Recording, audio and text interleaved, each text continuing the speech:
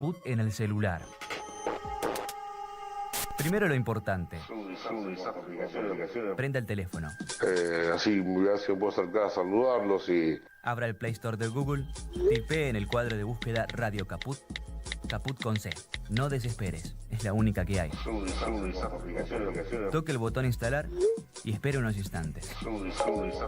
La aplicación de Radio Caput ha sido instalada exitosamente. Busque el icono en su celular. Los quiero mucho, los aprecio y los admiro mucho, lo que hacen, los felicito. Y podrá escuchar la única e irreemplazable programación de Radio Caput. Sería un placer para mí, realmente. Radio Caput. Radiocaput.com. Estás conectado. Estás en Caput.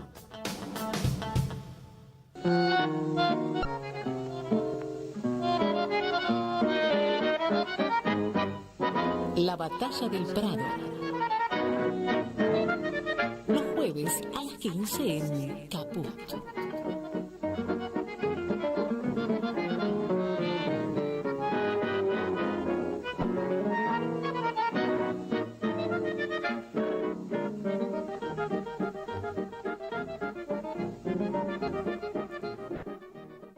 Bueno, esta es la batalla de todos los jueves, pero este jueves, por fecha, por número, es un jueves muy especial, ¿no?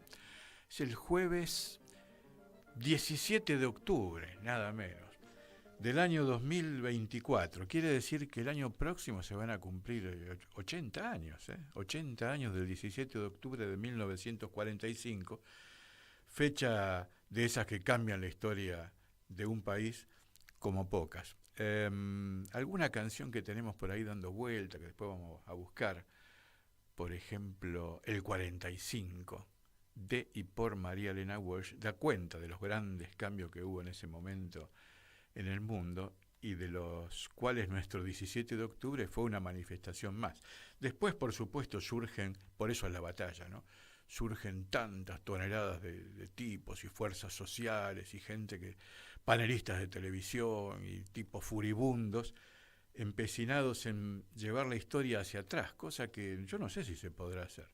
Más vale, da la sensación de que en una de esas se termina la historia y hacen volar el planeta por el aire, tiran 5 o 6 bombas atómicas de estas que se intercambian, celebrando la inteligencia artificial que le dicen, y volamos todo por el aire y listo, y decimos, mirá vos lo que era. Algún marciano dirá, mirá a lo que le llamaban inteligencia artificial estos tipos, ¿no?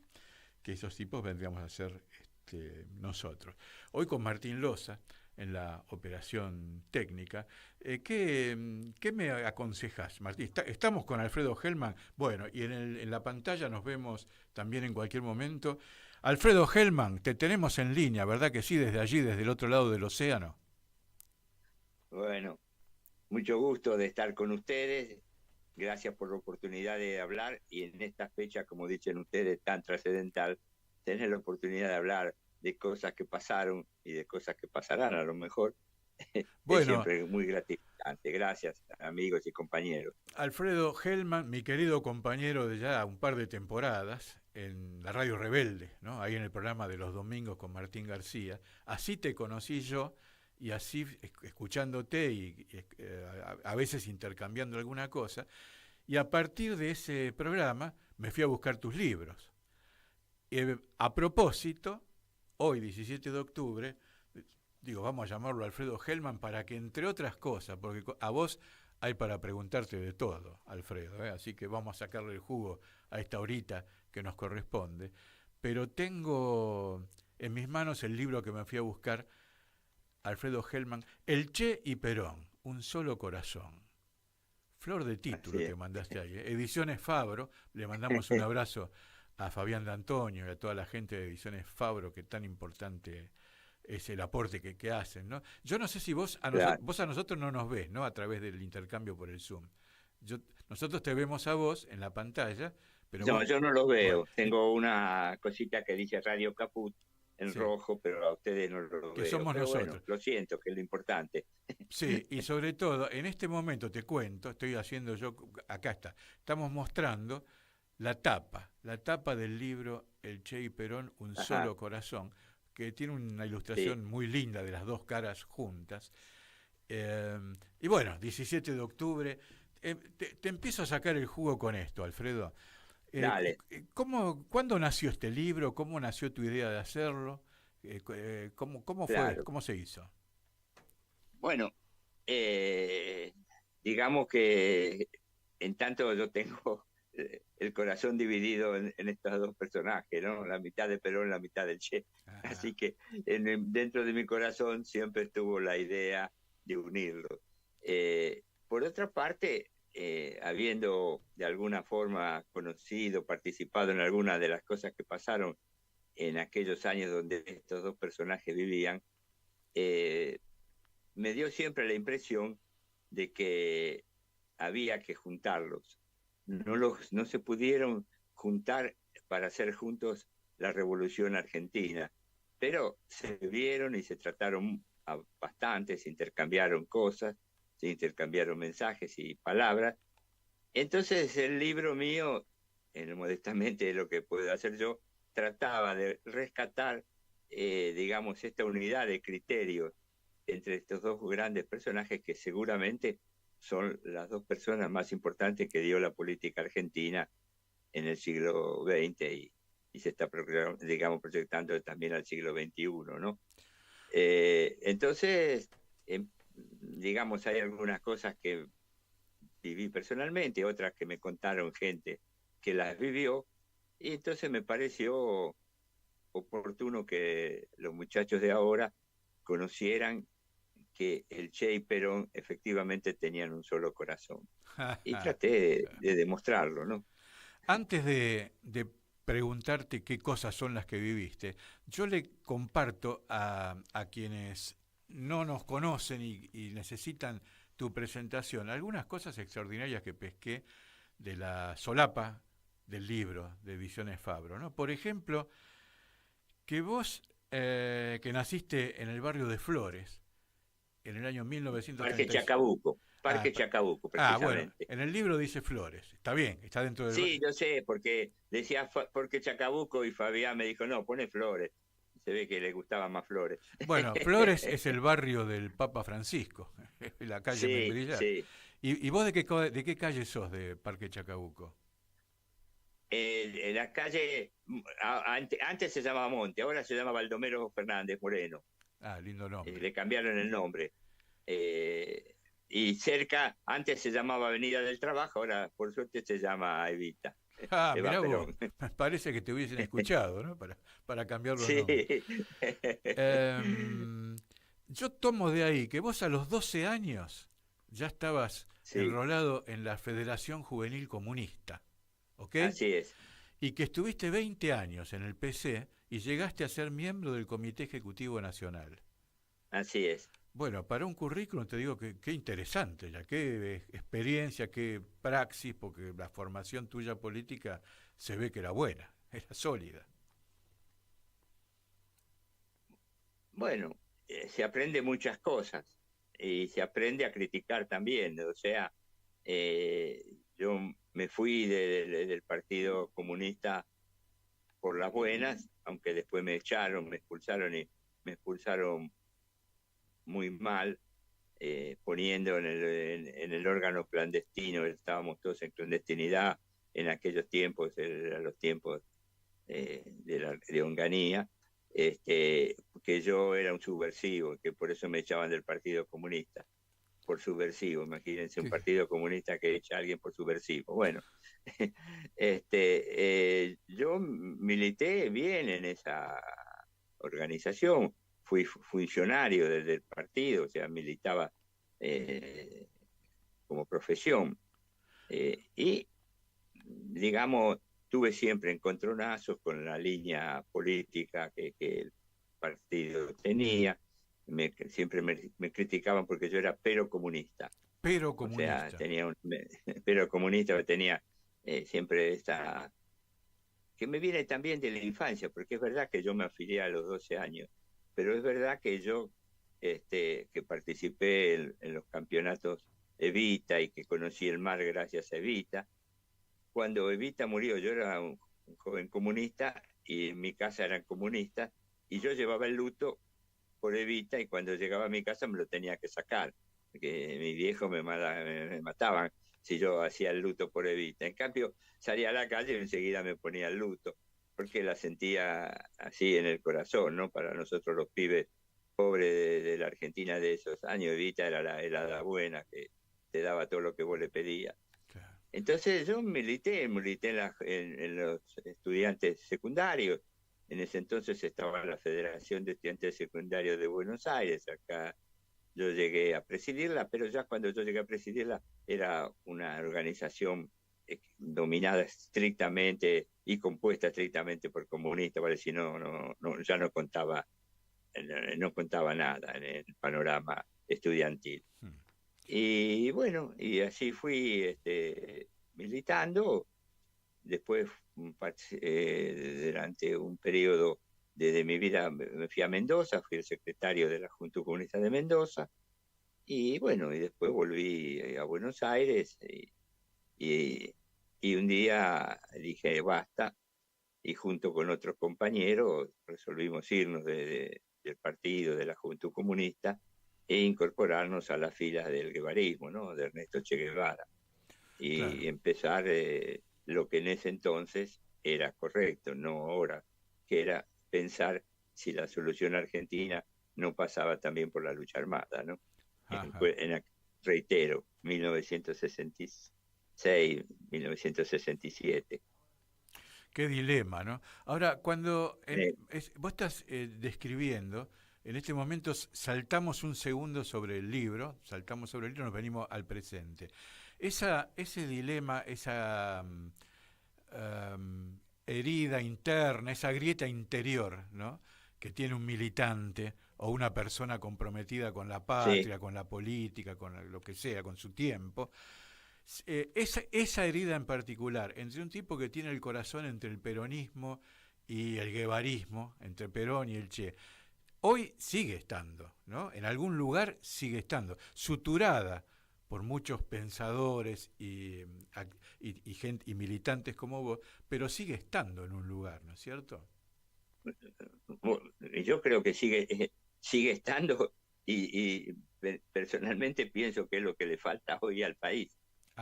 Es lo que le falta hoy a la Argentina, es pensar en lo que estos dos grandes hombres imaginaron de cómo construir una Argentina distinta, y que hoy un poco bastante se abandona, sea las ideas del Che, que a veces están pasando por digamos, unos partidos que más que de izquierda, yo diría, se aproximan un poco más a la derecha, y que levantan la figura del Che como una estatua sin vida, sin pensar en lo que diría el Che ahora.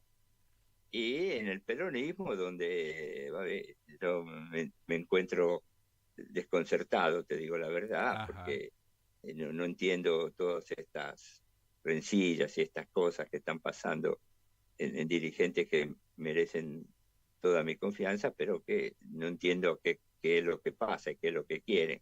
Entonces, retomar las enseñanzas de Perón y retomar, diríamos, más que enseñanza, los ejemplos que daba el Che, me parece que haría muy, pero muy, muy bien a la política argentina y a conducir el país fuera de este pantano donde lo está conduciendo el libertario que está guiándonos, ¿no? Me parece. Sí, claro, por supuesto que sí, Alfredo, coincidimos totalmente. Ahora, para ir completando tu presentación, vos del barrio de Parque Chacabuco, o Flores, como diría Fabián de Antonio, sí. Hoy estás en Roma vos, ¿no? ¿Estás en No, Italia? No estoy en Roma, yo estoy. ¿Cuál es tu ciudad? En Viareggio, que es una localidad de la Toscana, en Italia, es una localidad marítima, que está muy cerca de Pisa, y está muy, digamos, no tan cerca, pero es parte integrante, digamos, de la Toscana, cuya capital es Florencia, ¿no? Y estoy, digamos, a una hora de Florencia y a unos 15 minutos de Pisa. Y bueno, estamos en esta pequeña ciudad donde se vive al ritmo de lo que se vive en el interior de un país, pero en contacto, lógicamente, con los compañeros romanos, con los compañeros de Milano y de Torino, y digamos, nos comunicamos permanentemente y tratamos en lo que poco que podemos hacer de empujar desde acá algo que digamos que no tenemos en el corazón, que es nuestro país, vale decir, ninguno de nosotros dejó de ser argentino, por suerte. ¿Y estás ahí desde 1977, según la solapa? Sí, estoy ahí. Yo tuve que salir a los piques en el año 76. Había una orden de captura de la Marina. Curioso, porque yo tengo 2 órdenes de captura. Uno de la Marina, acusándome de montonero. Y posteriormente, un año después, una del Ejército acusándome de leer. Y bueno, yo tuve que, como es lógico, salir. Y bueno, y desde ese entonces acá estamos tratando de empujar las cosas en momentos de solidaridad, digamos, con las luchas sobre todo de las madres, después de las abuelas, y después tratando digamos, de convencer a los italianos de todas las nefandezas que estaban pasando en nuestro país, los asesinatos, etcétera. Y algo logramos, poco, pero bueno, era el esfuerzo que hacíamos, ¿no? O sea que, Alfredo, vos nunca tuviste un reflejo, una cosa interior de antiperonismo, no tenías ese rechazo que han tenido otros, qué sé yo, el padre Mujica lo tenía. yo mirá, tuve un gesto antiperonista obligado por la circunstancia, del cual me arrepentí 10 minutos después. Resulta que el día del golpe de Estado contra Perón en el 55, sí, la Juventud Comunista sale a la calle, ¿no? Para celebrar el fin de la dictadura, ¿no es cierto? Sí. Entonces, a mí me da la tarea, subite a la garita. En la calle Corrientes todavía había garitas para los vigilantes, ¿no? Sí. ¿Te acordás? Sí, dirigían el tránsito en una especie de torrecita, ¿no? Que tenían en la calle. Me acuerdo de los tranvías, Alfredo. Me hicieron subir a una de esas y hablar de la época de libertad que iba a venir. Y seguimos caminando. Y cuando seguimos caminando, yo en la calle Corrientes vi a la gente que salía a la puerta de la calle a mirarnos con unas caras de bronca, y a mí se me cayó la cara de vergüenza. Digamos, ese es un pecado que llevo en el alma de haber hecho aquella vez ese discurso, 2 minutos, 3 minutos, ¿no? Pero obligado más que sentido, porque yo estaba militando en una organización que era, independientemente de algunas palabras, era antiperonista, ¿no? Los comunistas argentinos nunca aceptaron de buena fe la política que llevaba Perón. Alfredo, sí. En el momento en que vos tenés que dispararte, salir del país, irte para afuera, sí. ¿Ahí qué protección tenías o dónde estabas militando vos? ¿En qué lugar estabas orgánicamente? No, yo digamos, nosotros empezamos a construir una posibilidad de un foco en la Argentina. En ese entonces se hablaba de lucha armada, y la lucha armada en ese entonces, aunque había una discusión intensa que después quisiera contarles, se pensaba que era que un grupo de arriesgados, audaces y etcétera, etcétera, se metieran en un lugar inhóspito, en una selva, en una cosa de ese tipo, y empezar a crear una especie de movimiento y que de ahí nació un ejército popular, revolucionario, etcétera. Esas eran las ideas del Che. Sí. Y nosotros creíamos que eso iba a pasar. Así que yo empecé a militar en eso. Cuando estábamos, yo fui a Cuba a entrenarme militarmente. Cuando estábamos en el medio de ese entrenamiento, el Che, nos enteramos que el Che había muerto, y lógicamente fue un masazo terrible porque digamos, uno no hace la lucha armada guiada por un incompetente. Y la única garantía que teníamos los que estábamos ahí de que la lucha armada podía tener algún éxito era un jefe capaz, y ese jefe capaz en ese momento era Ernesto Che Guevara. Entonces yo teníamos un grupo, nosotros nos fuimos unos 40 militantes de la Juventud Comunista, nos fuimos digamos, no todos a Cuba, pero nos fuimos todos del partido, un grupo de estos nos fuimos a Cuba. Ahí hubo una reunión muy interesante que te quiero contar. Sí, por Vale favor. decir, hicimos una reunión, Gustavo Rearte, que era el secretario de la Juventud Peronista Revolucionaria, y que era por muerte el mejor de todos nosotros. Y el hijo de Caparrós, el escritor, que se llamaba Antonio Caparrós, que venía en representación del grupo de Jáuregui, que acaba de morir hace unos días, ¿no? Él venía en representación de ese grupo. Venía otro compañero, Gil Solá, que venía por la Juventud Peronista universitaria. Uno que venía del grupo de Massetti, ¿se recuerdan? Ese Ricardo el comandante Massetti. segundo, ese que murió en la selva salteña, y unos representantes de ese grupo. Un grupo, Stamponi, una excelente persona que venía del trotskismo, del grupo de la calle Posada. Se llamaba Grupo de la calle Posada porque en la calle Posada les explotó una bomba y murieron varios de los integrantes de ese grupo.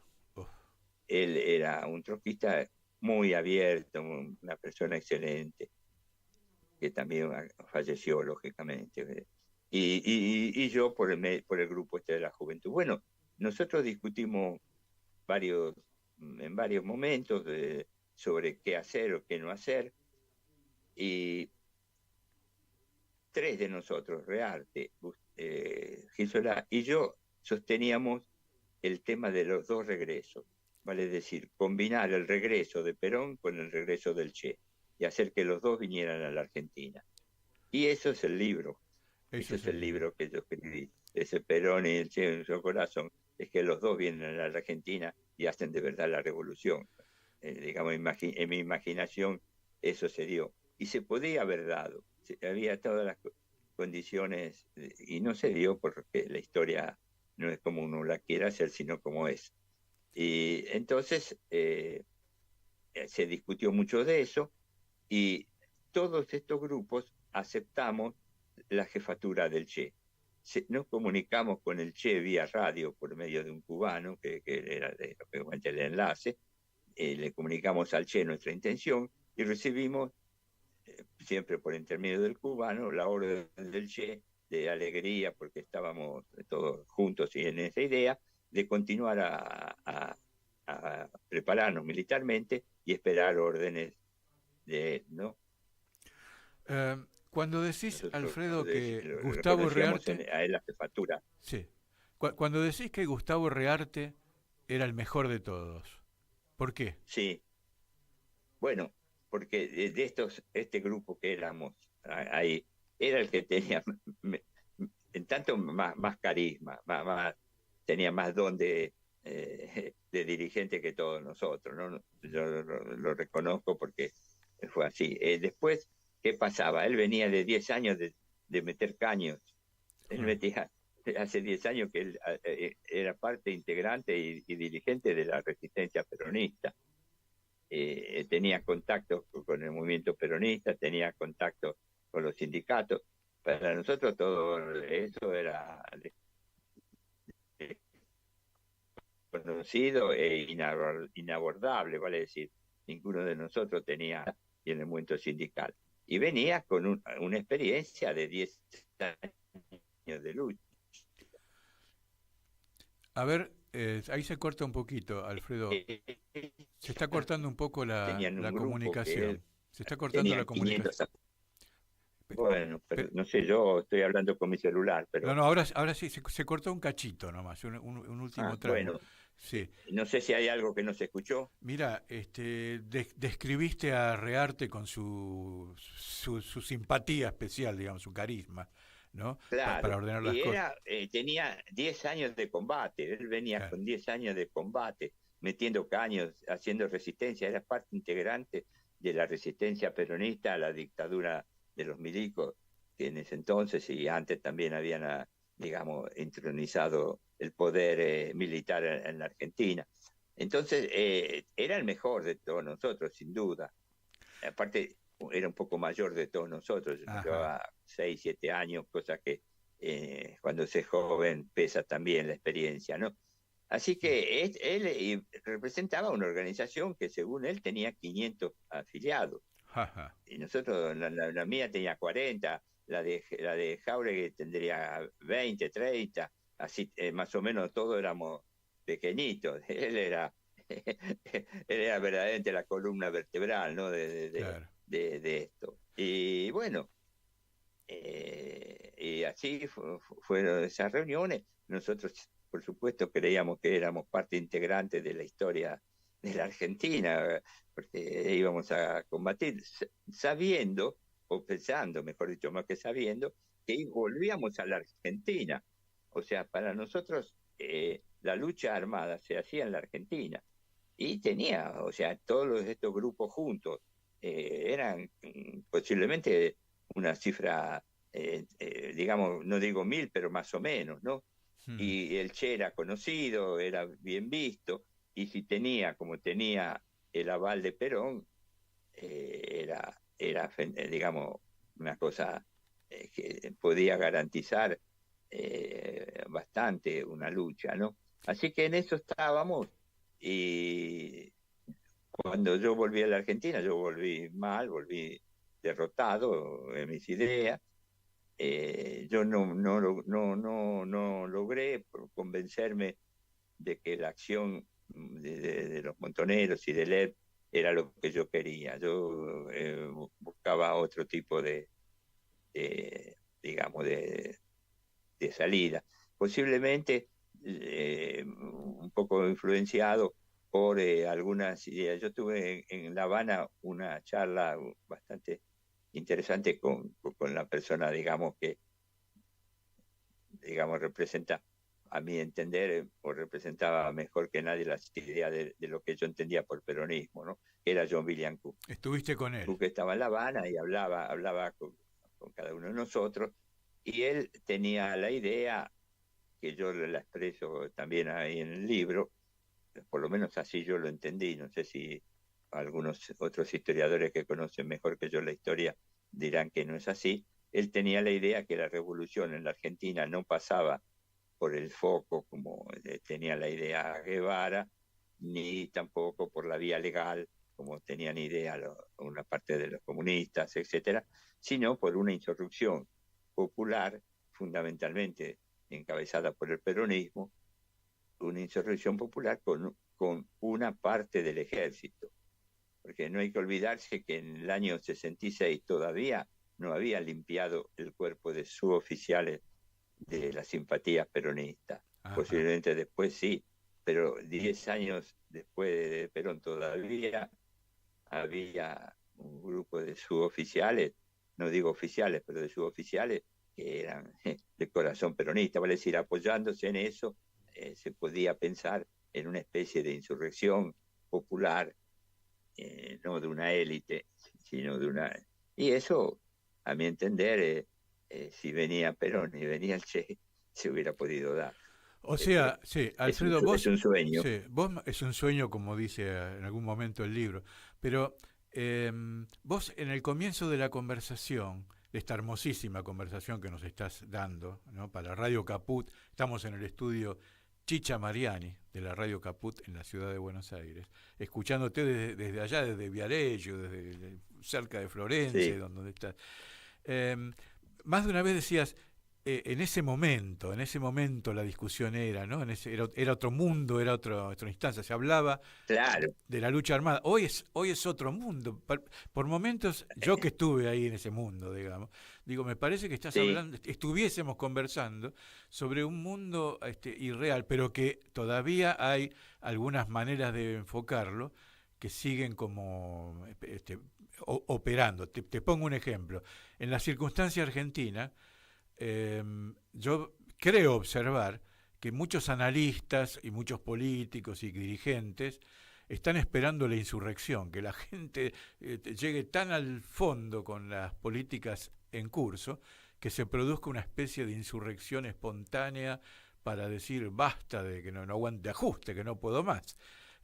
Esa sería una de las cosas que siguen vigente, porque la lucha armada es como un episodio histórico del pasado. Claro. En este presente. Yo no sé si la semana que viene no aparece algo, no sé, porque no lo sé. Yo digo, hoy te digo yo, ojalá que no, ojalá que no. Pero no se puede prever, lo que puede pasar. Simplemente ahora el ejército es mucho más, diríamos, sólidamente reaccionario que posiblemente que en aquel tiempo, ¿no? Ajá. A lo mejor. Ajá. Y entonces una insurrección no es cosa de aprendices, ¿no? Tiene que tener claro, sobre todo tiene que tener claro quién la hace, quién dirige, porque las insurrecciones populares espontáneas no siempre pueden ganar, ¿no? Claro. Ante una reacción organizada, militarmente fuerte, vale decir, la insurrección tiene que tener guías experimentados y consecuentes, firmes. Bueno, no sé. Hay un momento, mejor que yo. Alfredo, hay un momento en tu libro que yo digo, acá estaría el germen de otro libro, que es cuando vos lo haces pensar al Che, ¿no? Entonces vos decís, el Che piensa frente a esos tipos que van a venir, esos muchachos, porque Sí. hoy para mí son un montón, pero en aquel momento podían parecer pocos, pero que ven 40 muchachos, otros 500 disponibles, me parece muchísima gente. Pero vos escribís esto. Pensaba el Che, los hombres son pocos. Los campesinos nos miran con desconfianza, no logro entrar en su mentalidad, hasta por un problema de idioma. Me entero recién que la gente acá habla guaraní, y en la guerrilla nadie lo habla porque nuestros bolivianos hablan aymara. El terreno es más hostil de lo necesario. ¿Podremos triunfar? Esta es mi duda, mucho más grave e importante que la pregunta si lograré o no sobrevivir. ¿Habré elegido el país más adecuado? ¿Habré iniciado la lucha en el lugar y tiempo más indicado? Pero ¿qué otra cosa? Es decir, toda una reflexión interior, ¿no? Política, personal, Sí. Metiéndote como autor en la subjetividad del Che, que hay que hacerla, hay que escolasearla, Virome, para destilar esa reflexión. Me hace acordar, en otro, sin hacer comparaciones, pero por analogía, cuando Félix Luna hace Soy Roca, ¿te acordás? Sí. Marguerite Ursenal cuando hace las memorias de Adriano. Palabras mayores. Claro, sí, pero hay que pero meterse en la subjetividad del Che y hacerla trabajar. Efectivo. Vos sabés que cuando el Che resuelve ir a Bolivia, que era un secreto absolutamente, en Cuba lo conocía Fidel Castro, Raúl Castro y el Che, y basta. Sí. Y basta, nadie más lo conocía en Cuba.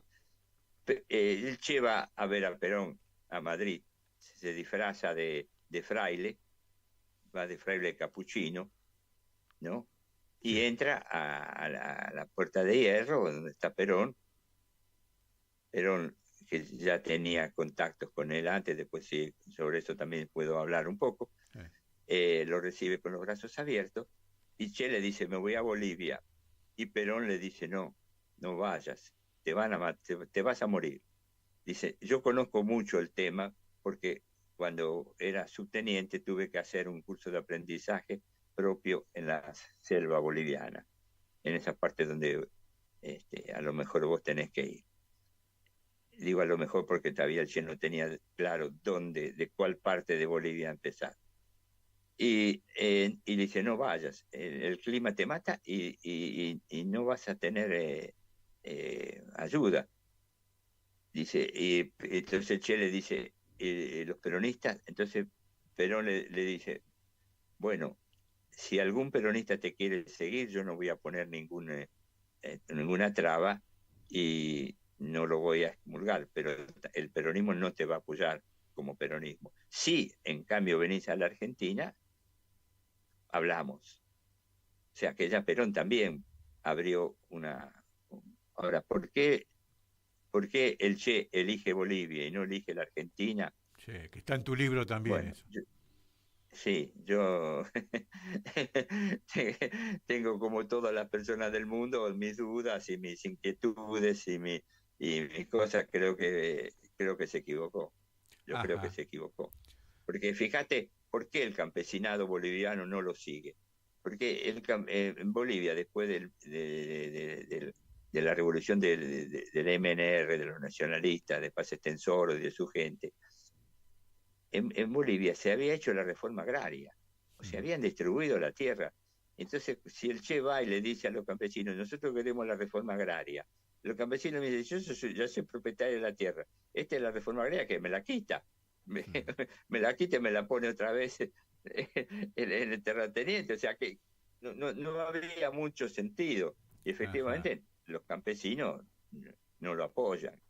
Ujú. En cambio, en la Argentina, viniendo, no te hablo de los campesinos, pero por ejemplo en el norte de la Argentina estaban los azucareros, vos te recordás, estaba la FOTIA, Sí. que era una organización fuerte, que tenía peso. Bueno, por ejemplo, en Córdoba estaban todos los sindicalistas que tenían una parte importante digamos, del movimiento sindical, estaba con ellos. Parece que había una fuerza en grado de hacer, yo digo, empezar una revolución argentina, que después triunfe o no triunfe, no lo sé.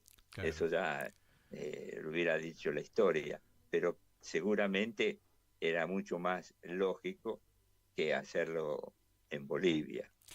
Alfredo, Sí, Alfredo, rastreando o googleando, como se dice ahora, como se hace ahora, pesqué que hay, en general, hay referencias a ese encuentro sobre el que vos armás, reconstruís, sí. ese encuentro de Guevara disfrazado No, es de... verdadero, ese encuentro es Claro, verdadero. pero yo pesqué también algún historiador o investigador en una Sí, nota reciente en una agencia, digamos, revolucionaria, para categorizarlo de algún modo, que dice, no, sí. ese nunca se vieron, nunca existió ningún encuentro, eso es fantasía. No, no, no, ¿Una vez no es, ¿Se vieron una vez? ¿Así es la historia? Pacho Donner. se vieron, por lo menos está comprobado que se vieron dos veces. Una, Ah, esta que te cuento, sí. y otra vez que se vieron cuando estaba recién iniciado digamos, el exilio de Perón. Ajá. Vos fijate, tanto es que hay un contacto permanente entre Perón y el Che. Aparte del político que después hace Cuba, cuando se va a vivir a Cuba y lógicamente sigue en contacto con Perón y transmite las cosas, el Che le está mandando a Perón valijas con $1.000.000 varias veces. Ajá. Y esa valija la lleva un general del ejército cubano que se llama Sequeira, que le llaman el Papi, Sí. que lo cuenta en su libro. Tiene un libro él que se dice Los Caminos del Che, donde cuenta, dice, yo le llevé al general los saludos del Che, que le recordaba lo que habían hecho en esa entrevista, que te cuento, ¿no es cierto? Todavía no ha habido la segunda. Y le entrega en nombre del Che este dinero para el movimiento revolucionario argentino y en cierto sentido Sí. latinoamericana. Y digamos que ese dinero, el Perón y el Che acuerdan que lo maneje Gallego Soto. Ajá. Gallego Soto es un personaje que tendrían que escribir un libro sobre este hombre. Ajá. El hombre secreto de Perón, vale decir, el hombre que Perón mandaba cuando había que hacer cosas que solamente la tenía que conocer una persona. Ese era Gallego Soto, ¿no? Ajá. Y ese era el que administraba los fondos que él le mandaba el Che a Perón digamos, para financiar lo que se podía financiar de estos movimientos. Este Gallego Soto era tan importante que después la CIA lo sigue. Hay el libro que escribió este agente de la CIA, no me recuerdo el nombre, norteamericano, que escribió sobre sus actividades en la Argentina, cuenta que cómo trataban de descubrir qué iba a hacer y qué quería hacer este Gallego Soto, que los burlaba siempre encontraba la forma para esconderse, y después a Gallego Soto, como era lógico, lo mata la dictadura de Videla, ¿no? Lo encuentran y lo matan. Pero entonces los contactos eran frecuentes entre Che y Perón. Y esta historia de los capuchinos es una historia que no la inventé yo, es de verdad, pasó. No, sí, se nota. Entraba con el uniforme de capuchino, porque se cubre la cabeza con ese manto de color marrón, sí, ¿no? Y entró. Y a mí eso me lo contó de primera fuente también Mario Rotundo. Mario Rotundo es un muchachito que entra a conocer a Perón por casualidad, la historia también es buenísima, y Perón lo tiene de hijo en la casa ahí de Puerta de Hierro, y digamos las cosas que no quiere que se enteren otra gente que está en la Puerta de Hierro, que se llama López Rega, etcétera, lo hace por medio de este muchacho. Este muchacho que no por algo, cuando Perón muere, lo designa único heredero de los bienes de Perón, es Mario Rotundo, el único, ni Isabelita, el único es el Rotundo, por la confianza que Perón tenía en él, ¿no? Alfredo, Alfredo, en tu libro uno percibe que la primera parte, digamos, hasta que se produce el regreso imaginario conjunto de Perón y el Che, hasta ese momento es todo tu relato, tu narración, está fundamentada en hechos reales, en hechos históricos y constatados, que has estudiado mucho el tema. Ahora te salto entonces a la parte de la fantasía, o de la fantapolítica, como vos lo caracterizarías, que es cuando se produce entonces el regreso conjunto, organizado y coordinado, de ese Perón que vuelve del exilio y del Che Guevara que vuelve de sus periplos y sus gestiones revolucionarias. Y coinciden en Tucumán. Y vos empezás a describir cómo va creciendo, cómo se van dando las batallas, cómo se va organizando la cosa. ¿Eso también tiene alguna base de estudio estratégico, de haber recabado opiniones de analistas de la cuestión? Bueno, si vos pensás que algún momento en la Argentina podía haber una insurrección popular, es lógico pensar que esa insurrección tenía ese camino. Tucumán era la polvorera, era Santa Bárbara de la política argentina, ¿no? En ese entonces, sobre todo con la Fotia, los cañeros y el fermento de rabia y de digamos de revolución también que había en esa gente.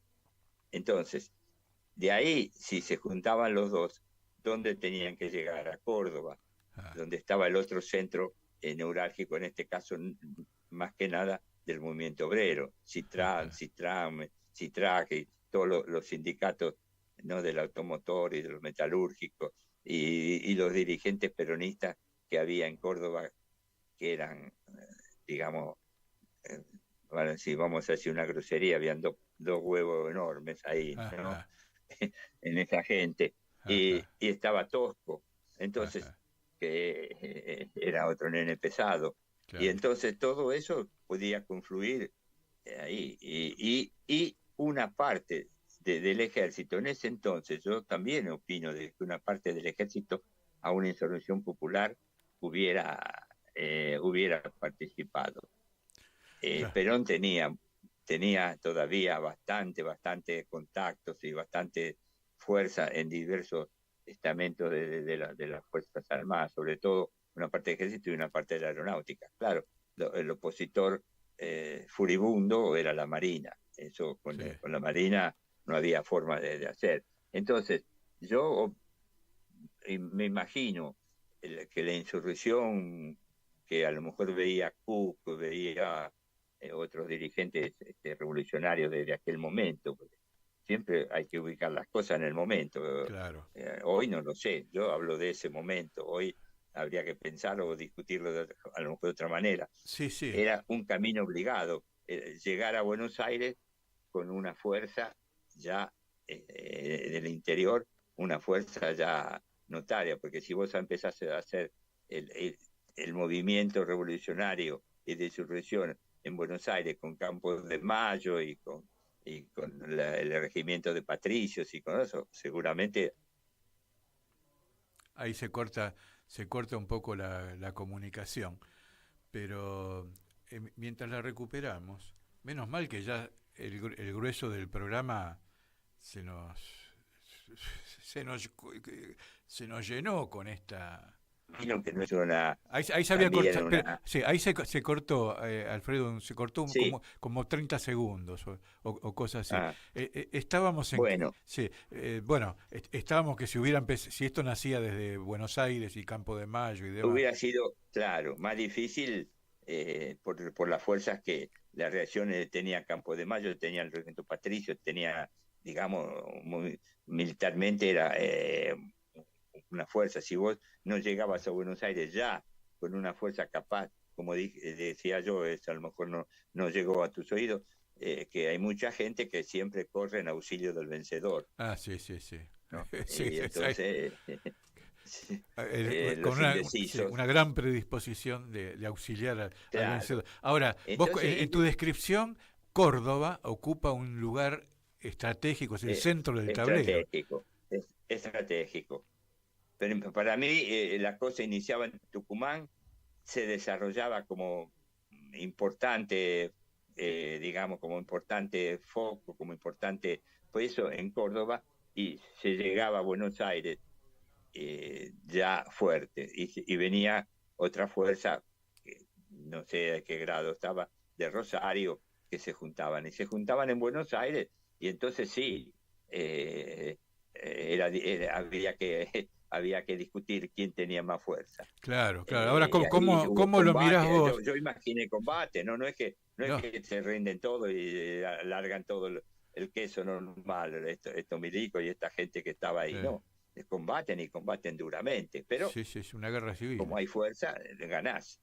Claro, y sobre todo porque movilizas a la gente, claro, ¿no? Porque es Córdoba centro del tablero geográfico, donde es el lugar del cordobazo, es el lugar desde donde inician la caída de Perón o el derrocamiento de Perón. Así ¿no?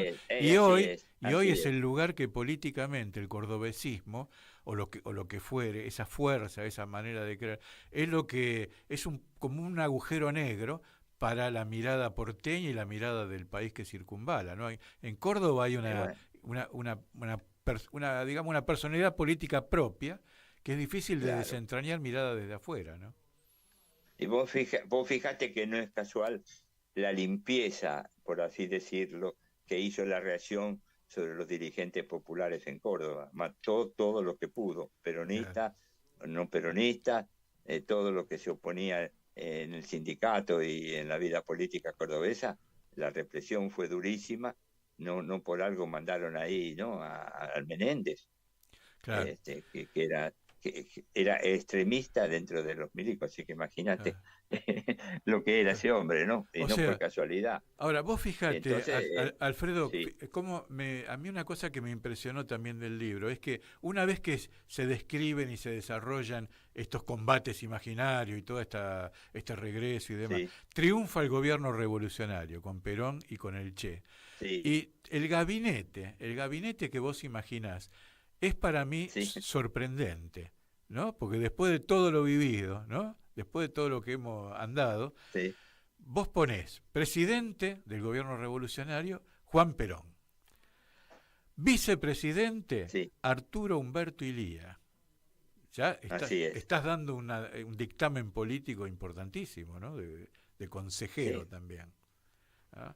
Me hace acordar al Perón Balbín, ¿no? Del intento del 73. Pero Illia no es Balbín, ¿eh? No, claro, es otra ética también, ¿no? Es otra ética, es otra figura. Exacto, es otro personaje. Sí. El jefe de gabinete y ministro de Defensa es Ernesto Guevara. Exacto. Ministro del Interior, Agustín Tosco. Relaciones Exteriores, John William Cook. Economía, José Bergelbar. Industria, Aldo Ferrer. Bienestar social, Jerónimo Podestá, Monseñor Jerónimo Podestá. De salud, Salomón Chichilnisky, que yo no sé quién es. Era la mano derecha de Carrillo. Yo lo puse porque ya Carrillo había muerto, ¿no? No podía meter a un muerto.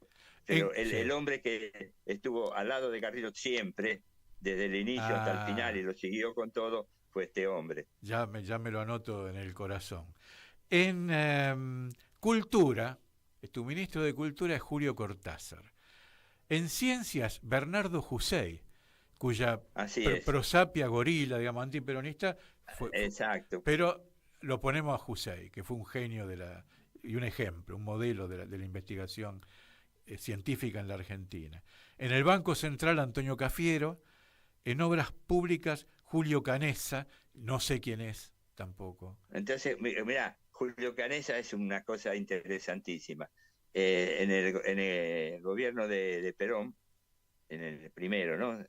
Perón sabe que tiene un problema de que tiene que llegar con el gas a Buenos Aires y si se puede todavía más. Y el gas está en Comodoro Rivadavia. Entonces llama a este ingeniero Canessa, que era el director de gas, todavía no había un ente estatal del todo formado, pero este ya era, y le dice: ingeniero, yo en 6 meses quiero un gasoducto de Comodoro Rivadavia a Buenos Aires. Eso, general, es imposible. Vaya y haga, gaste lo que haya que gastar y hágalo. Y este hombre, yo no sé si lo hizo en 6 meses, pero lo hizo en menos de un año seguro. Qué bárbaro. Y hizo un gasoducto que llevó el gas de Comodoro Rivadavia a la ciudad de Buenos Aires. Qué bárbaro. Una de las enormes virtudes que tenía Perón era que sabía elegir a su gente y sabía darle a cada uno el lugar que le tenía que dar, ¿no? Claro, y encontró en este Canessa un técnico de primera, que patriota del tipo de Mosconi, del tipo de Baldrich, ¿no? De esos generales. Él no era general, no era militar, pero de esa gente que independientemente de su filiación política son patriotas de corazón, ¿no? En educación pusiste a Alicia Moró de Justo, otra gran opositora al peronismo, ¿no? Histórica. Sí. A ver. Sí y no.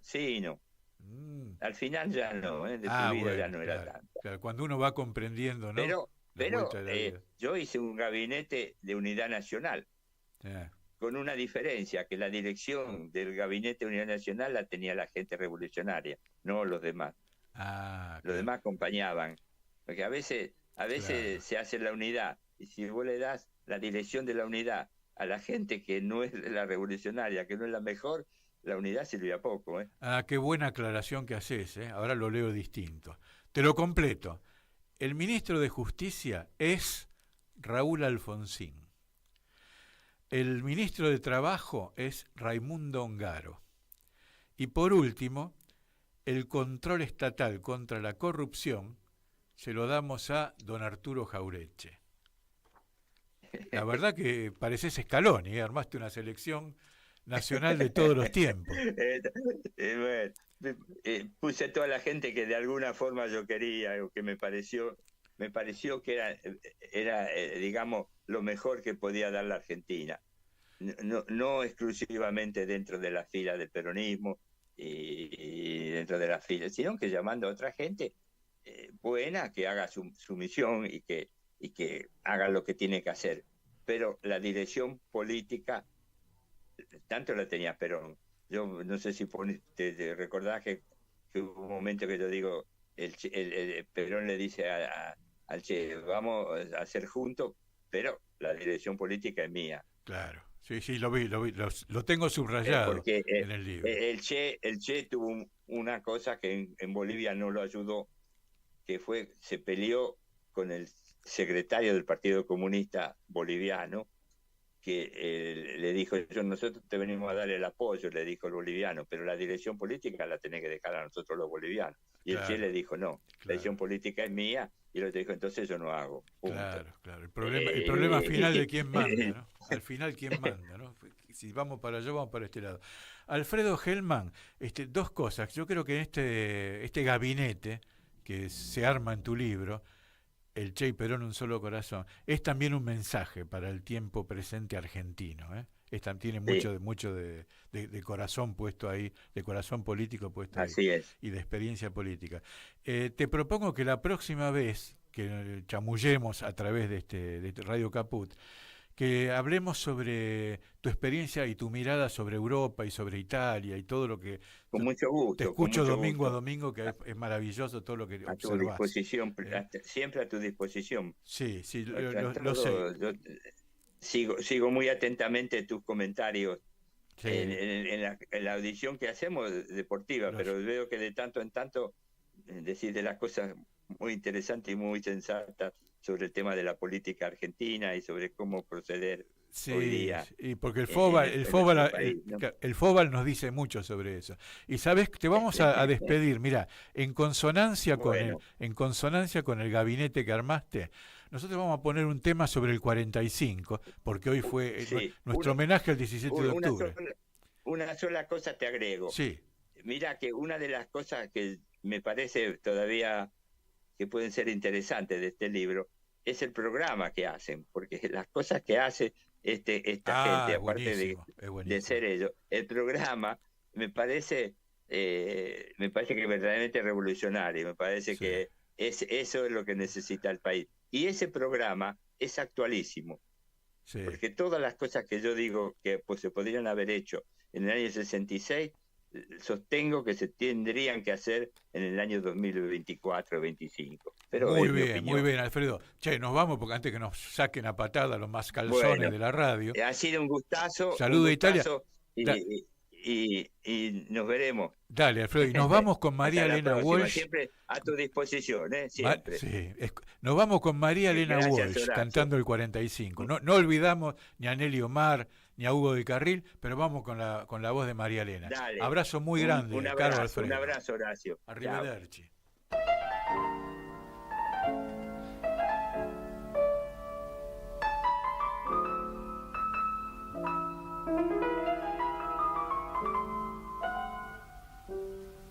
¿Te acordás, hermana, qué tiempos aquellos?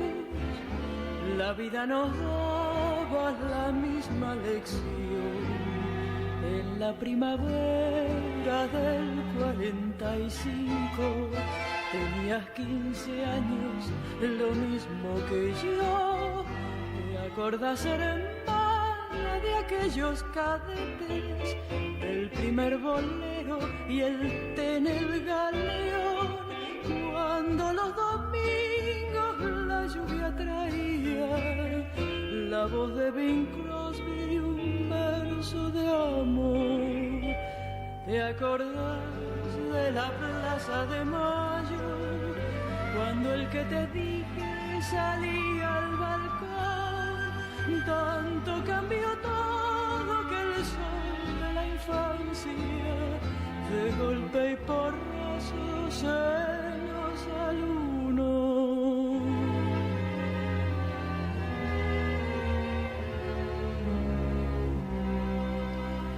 ¿Te acordás, hermana, qué tiempos de seca, cuando un pobre peso daba el estirón y al pagarnos toda una edad de rabonas valía más vida que 1.000.000 de hoy?